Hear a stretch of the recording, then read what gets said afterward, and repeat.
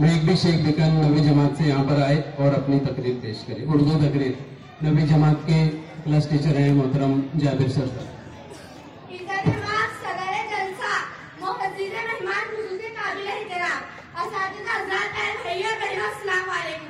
मेरी तकरीर का उन्वान है 15 अगस्त जश्न यौम आज़ादी।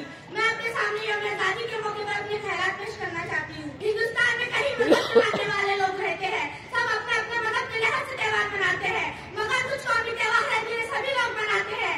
यौम आज़ादी को हम 15 अगस्त के दिन कौमी त्योहार के तौर पर मनाते हैं।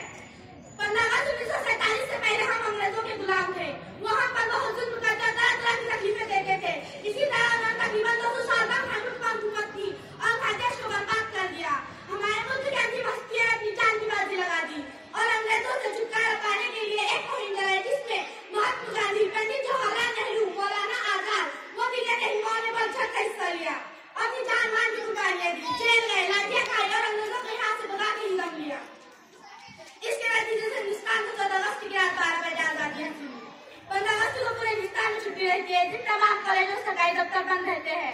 हमारे मुल्क के वज़ीर आज़म इस दिन लाख तिरंगा झंडा लहराते हैं और तकरीर करते हैं। इसमें बताए साल की कारगुजारी और आइंदा साल में मुल्क की तरक्की पर होने के प्रोग्राम बताए जाते हैं।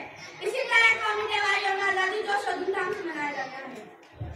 आखिर में मैं ये शेर कह के अपनी तकरीर खत्म करती हूँ कि हिजरत न की तो लोगों ने गद्दार कह दिया, हिजरत न की तो लोगों ने गद्दार कह दिया। ऐ मुल्क हम तो तेरी मोहब्बत में मर गए, ऐ मुल्क हम तो तेरी मोहब्बत में मर गए। इतनी आसानी से मिलता नहीं जालिम का किताब, इतनी आसानी से मिलता नहीं जालिम का किताब। उसे कह दो कि जरा जुल्म सितम और करे। जय हिंद। जोर से ताली हो यार, बहुत जबरदस्त। शेख सईद शेख मुकीम मनियार साहब उनकी।